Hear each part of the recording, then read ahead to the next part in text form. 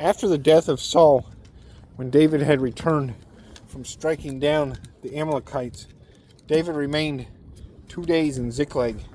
And on the third day, behold, a man came from Saul's camp with his clothes torn and dirt on his head. And when he came to David, he fell to the ground and paid homage. David said to him, "Where do you come from?" And he said to him, "I have escaped from the camp of Israel." And David said to him, "How did it go? Tell me." And he said to him, and he answered, "The people fled from the battle, and also many of the people have fallen and are dead. And Saul and his son Jonathan are also dead." And David said to the young man who told him, "How do you know that Saul and his son Jonathan are dead?" And the young man who told him said, "By chance I happened to be on Mount Gilboa, and there was Saul leaning on his spear, and behold, the chariots and the horsemen were close upon him. And when he looked behind him, he saw me and called to me, and I answered, 'Here I am.' And he said to me, 'Who are you?' I answered him, 'I am an Amalekite.' And he said to me, 'Stand beside me and kill me, for anguish has seized me, and yet my life still lingers.' So I stood beside him and killed him, because I was sure that he could not live after he had fallen.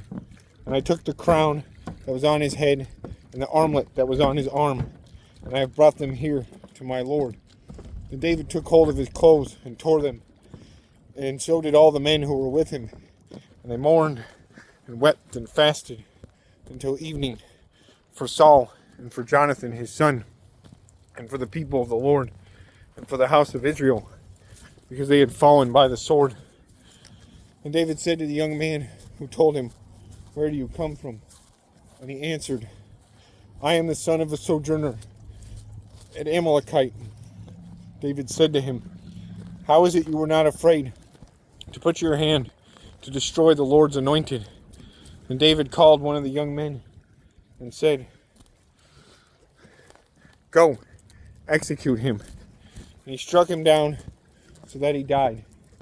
And David said to him, "Your blood be on your head, for your own mouth has testified against you, saying, 'I have killed the Lord's anointed.'" And David lamented with his lamentation over Saul and Jonathan his son. And he said, "It should be taught to the people of Judah. Behold, it is written in the book of Jasher." He said, "Your glory, O Israel, is slain on your high places. How the mighty have fallen. Tell it not in Gath. Publish it not in the streets of Ashkelon, lest the daughters of the Philistines rejoice, lest the daughters of the uncircumcised exult. Your mountains of Gilboa, let there be no dew or rain upon you, nor fields or raw offerings. For there the shield of the mighty was defiled, the shield of Saul, not anointed with oil. From the blood of the slain, from the fat of the mighty, the bow of Jonathan turned not back, and the sword of Saul returned not empty. Saul and Jonathan, beloved and lovely, in life and in death, they were not divided. They were swifter than eagles. They were stronger than lions.